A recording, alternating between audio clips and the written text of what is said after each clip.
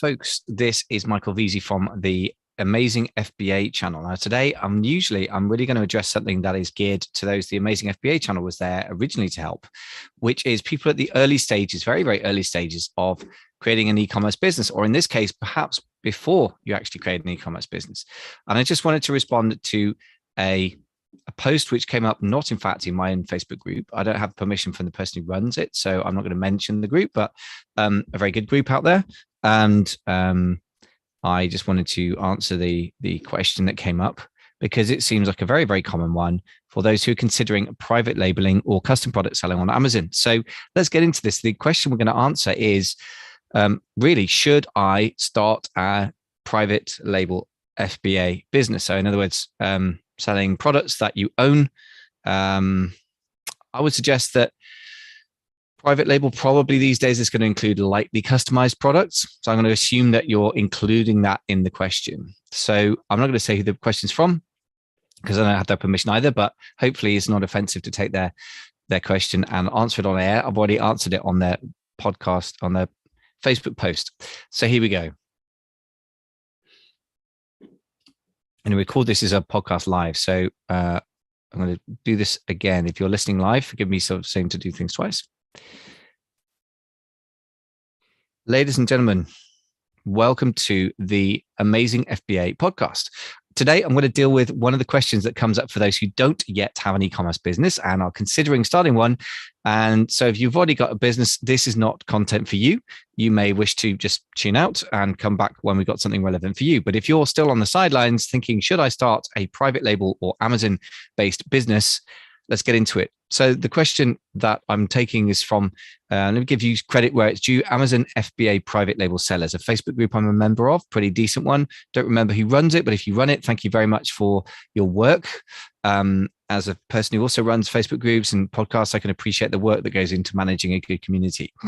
I don't have permission from the person who wrote this question to give their name. So I'm not going to do that, but I'm going to read out the question they asked because I thought it was a good encapsulation of where a lot of people are at, maybe an extreme version.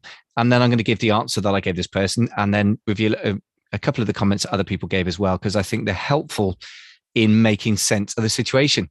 So here's the question from this person, which says, if you have or had an Amazon business, I really need your honest opinion, honest in capital letters. I've been sitting on the sidelines for 2 years researching what I can about the FBA business. I feel I understand the process now, and I'm seriously considering jumping in and beginning the product research stage. My dilemma is that I feel I may have waited too long to start. More and more posts are complaining of the increase in fees, rules, and competition. My worry is that I will find the next potato peeler or bike pump or whatever using the same software everyone else is using, thus only delaying the inevitable competition. Now, I totally get there will always be new competition, but it seems the increase in the FBA business model is at an all-time high. And there's more frustrated posts with how to even be visible in searches. You have to run constant PPC now, not just during the initial launch anymore, thus leading to a lot more time and money to even break even. I can't be the only one who hasn't started because of similar thoughts, or worse, currently going through the struggles mentioned. If you've never started FBA, but with the knowledge you currently have from doing FBA, would you start it today? What knowledge do you wish you had when you first started? And there's a bunch of other questions. I'm going to go through them one at a time. Now, there's a lot to unpick here. So I'm just going to answer the questions first, and then let's unpick some of the mindset issues that other people have made some wise comments on and unpick this. This is very, very interesting, actually. The only thing I would say, if you're still listening and you have an e-commerce business, the only thing I would say is I bet any money based on my conversations with 7 and even 8-figure Amazon sellers that I work with, you still have some of these issues just in a different way. But this is not for you. So if you're listening and you run an Amazon established business, this is not necessarily for you. If you're sitting on the sidelines in any form of online business, actually, this probably is going to be very helpful to you. So let's get into the questions. The first person, they said, first question, if you'd never started FBA, but the knowledge you currently have from doing FBA, would you start it today? That's the first question. So let me see what I said to this chap. Well, yes and no. It depends on what you are trying to achieve. First and foremost, I would only do it if I thought it was the right business model for me. So if you're looking for quick cash, and I've literally had clients on interviews for potential mentoring program with me or for mastermind, say, I just want cash. In which case my answer is, if you want cash quickly, then don't do private label type business model. There's retail arbitrage where you can get started with $100 or £100 or euros or whatever, or online arbitrage. And with wholesale, you can get, it will take longer to get started, but you don't need so much money, and it won't take as long as private labeling, let alone custom product development. So if you need cash quickly, don't do it. This person's been waiting for 2 years, so I'm guessing that speed is not the issue. So assuming that private labeling is the right business model for you, and that is a big assumption. And if you're not sure about how to answer that, go and listen to my friend Chris Green, and we discuss it. Chris Green, Kyle Hamer, myself, and Jason Miles on the E-commerce Leader, one of our sister sort of podcasts under the umbrella of the work I do on podcasts. Go and have a listen to our recent discussion about which business model might suit you, because that's a discussion in itself. So let's assume you've done that, which is a big, big, big assumption because most people don't. Go and investigate the alternative business models. Assuming you've done that, if private labeling seems like it might fit you, in other words, you want to develop a business that is highly valuable and sellable one day in 3, 4, 5, 10 years time, but you're prepared to put time and effort in building it, I would only start it if I could find a customer type I really cared about, a problem I was obsessed with solving, and a product type that I was equally in love with. Half-hearted or half-assed is a total waste of time in crowded competitive markets. This is me, in my opinion now, not somebody else's. And by the way, consumers don't owe you a living, and Amazon doesn't owe you rankings. Okay, so it's fair enough that you need to offer something the market doesn't already have. Otherwise, why would there be space in the market for you? It makes sense, doesn't it? It will take time to hone in on your perfect customer, then to deep dive into issues and to perfect a product for them. So it will take time to develop to that. But if you're not really committed to all of them, personally, I would suggest don't bother starting with that. It's probably true, by the way, for any business model ever in a competitive space. If you're not committed, then you probably shouldn't go in. Secondly, I would only do this if I could capitalize it properly. So in theory, and this is where a lot of debate happens, you could start with a few $1,000s. Yes, you could. And I'm not advising you spend all your money in one go. That's definitely not how I'd ever advise somebody. But if I couldn't at least set aside or budget for at least $10,000, at least per product line as initial capital over the initial, not like the first order, but the first 6 to 12 months, probably a lot more if possible, then I personally wouldn't bother. And that was the question. What would you do, as I understood the question? Now, people are going to be frothing at the mouth about this. So I want to clarify 1 or 2 keywords and phrases I've just said. Personally, I wouldn't do it. Does that mean that nobody with under, $10,000, $15,000 should start a private label product? No, I don't control the universe. Do whatever you want to do. You're a grown-up, do what you want. But I'm just telling you my perception of what the success likelihood is. The second thing is budget is not the same, or setting aside money doesn't mean I'm advising you to spend it, and certainly not in one go. You should not throw good money after bad. I'm not saying, and again, people get very confused about this, but I don't know why. It's just so simple. I guess the emotions get involved. I think that's why. What I'm saying is you should probably stick $30,000 on one side, ready or allocated to a product line if it takes off and if it proves to have sales and profits. I can't say enough.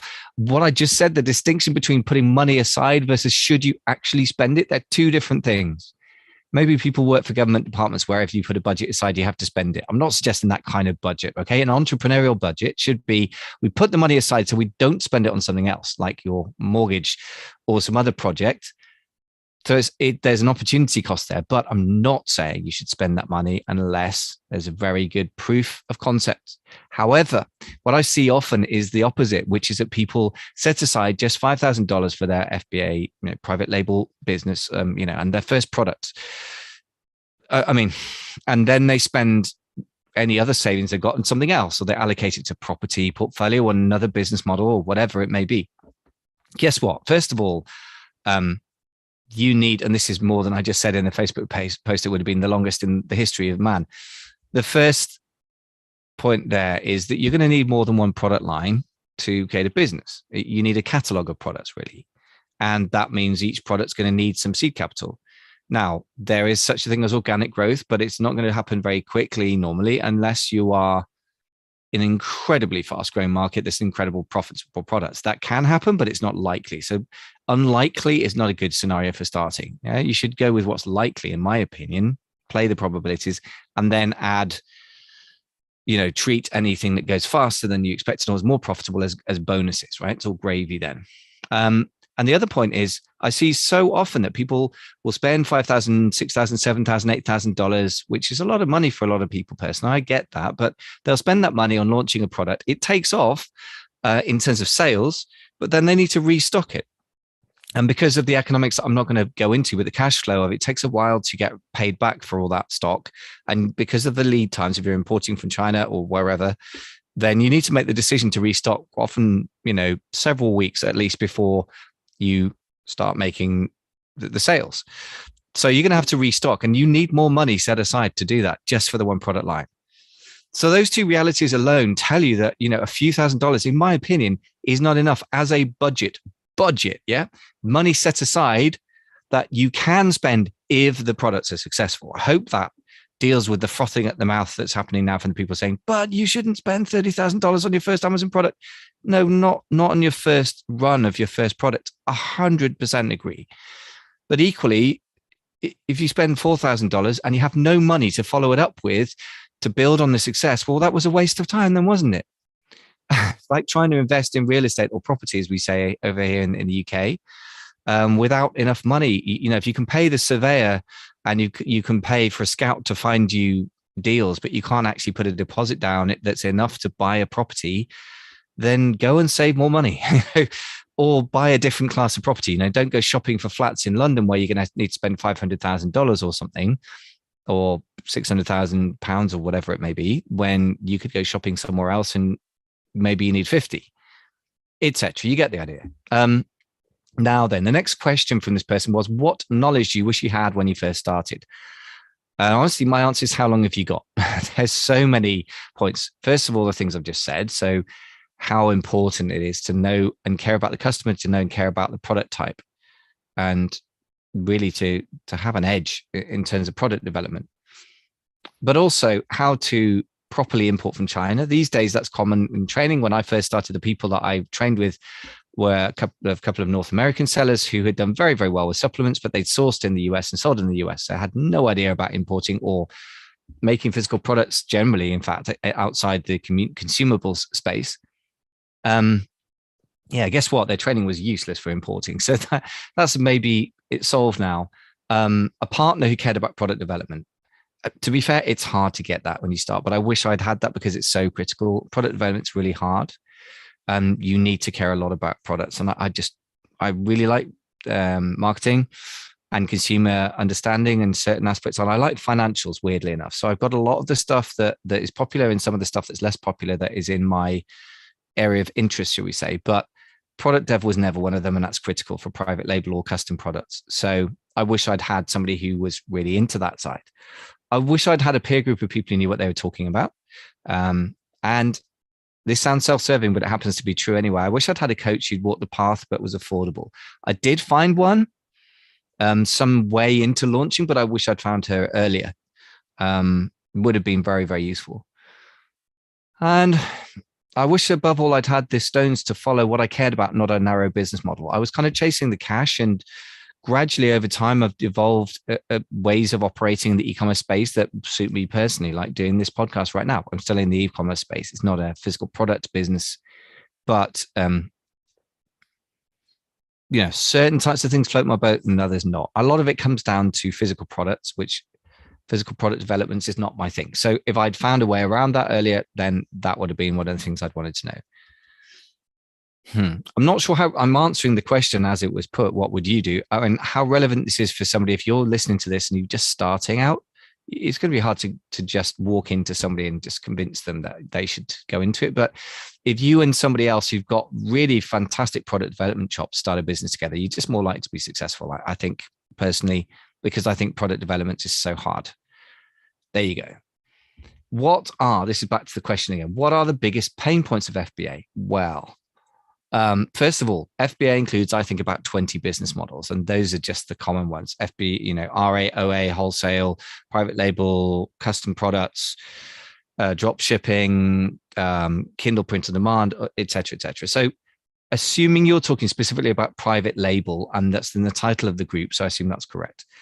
There are many pain points for FBA, but let me go over the worst ones for me personally.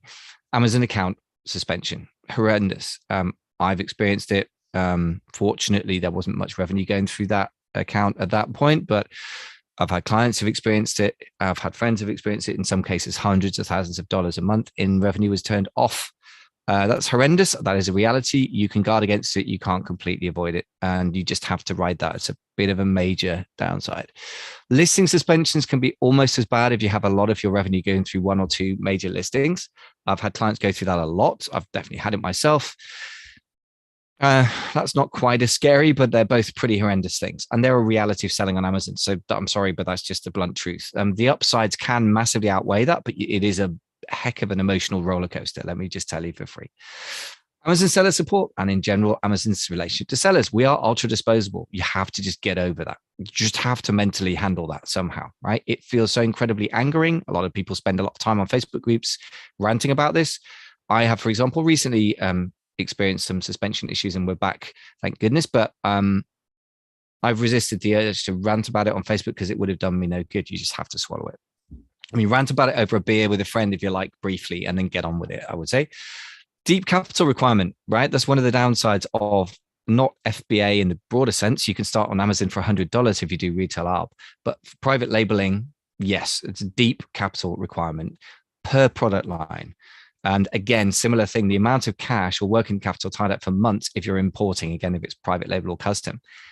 Now, ways around this, you don't have to import. If you're in certain product categories, if it goes on or in your body, traditionally they say don't source from China, source from the country that you're in, if you're in the US or Europe. And that's definitely the direction I'm erring in these days. But you can't always do that in certain categories. The amount of time it takes to develop a customized product, another pain. Even really experienced and competent people are much better than me at product development. I'm not bad at it. I don't enjoy it, but I'm good at guiding people through the process. Guess what? It's still going to take you a long time. And that is, delay before you get paid. The other pain points, increasing amount of Amazon ads as a percentage of revenue that you're going to have to spend on Amazon. I'm afraid that the economic drivers for Amazon, the logic is pushing that up over time. So plan accordingly. If you ask what that means, there's a ton of implications of that, but the simple version is you need fatter profit margins.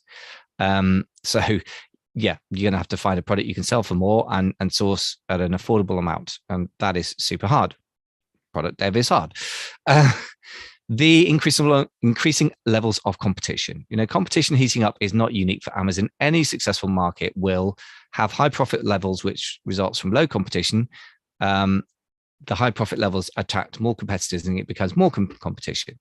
The land grab is over now, I'm afraid. If that's the question, is it going to be easy, quick wins? No, sorry, it is not. Not private labeling on Amazon, not in my opinion. Other opinions may differ. For me, you need to be committed and well capitalized. If you're not, then the time to get into it is over. But that doesn't mean there isn't millions and billions to be made.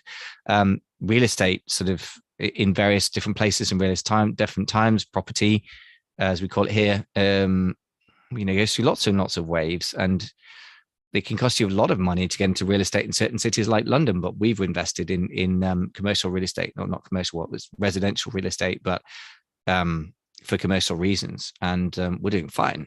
So when the markets get bigger, they just requires more capital to enter the market. That's just a given. That doesn't mean you shouldn't enter. It just means you need more capital. So, in the end, this is relative to your personal situation, right? That's it for the main downsides that I can think of. Obviously, any business has reality checks that are not fun. The final question is, finally, are you planning to continue with the sorry, let me just get that question out. The final question is, are you planning to continue with FBA for the foreseeable years, or are you planning on shifting your business model? So for me personally, the answer is yes and no. Yes, I plan to keep being part of partnerships and companies that sell custom products on Amazon.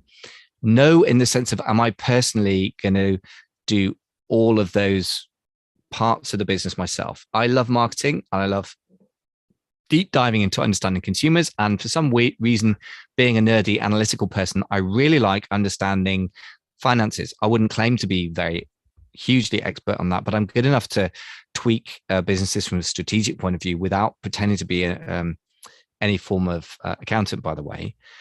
But those parts of it I love, and that's quite a big part of the business. But product dev is super central to custom product development. See the name of the even private label, which, by the way, so custom product development obviously means product development is absolutely central to the model.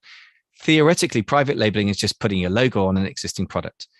The fact is that will mean that you have an undifferentiated product out there, which means that you will be killed by the competition. So killed meaning you won't have any profit left. You may make sales, but not at a profit, in my opinion and my deep experience and that of my clients.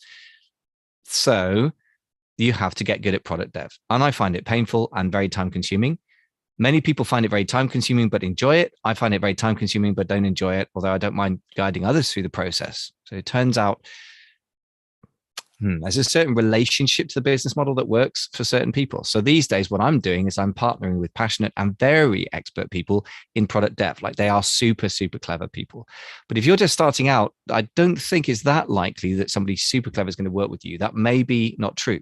If you have no experience, then you might have to prove yourself a bit first with Amazon. But you may be able to do that through other business models like RA, OA. Depends who you are and who you know. That's a very personal thing. I've personally been in the space for about 8 years and built up a profile, and that's taken a while to earn people's trust at that level of person. Your mileage may vary, may be better than mine. The very final question from this person was, if you're planning on staying, what are the keys to success in your opinion? So, well, I said see above. In other words, really my first answer is, I think, yes, if you can find a customer type you really care about, a problem you're obsessed with solving, and a product type you're in love with, right? Those three things. I think the customer, the problem, and the product type are critical. So the keys to success, apart from that, would be being highly committed and well capitalized.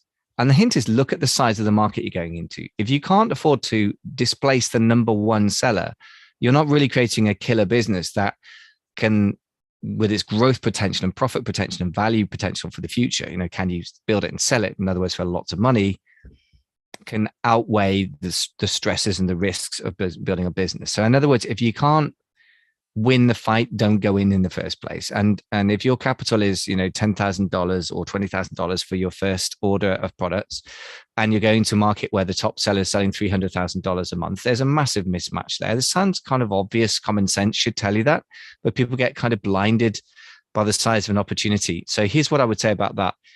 The number one principle I follow is what the so-called STAR principle, outlined by Richard Koch, Koch, in the book of the same name, of the STAR principle.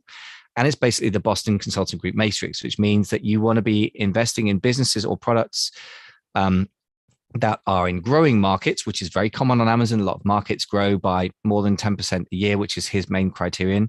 And the difficult bit, where you can be the market leader, the number one person by very hard definition, which is you have twice the market share, in other words, twice the revenue as a percentage of the total revenue in the market as the next person.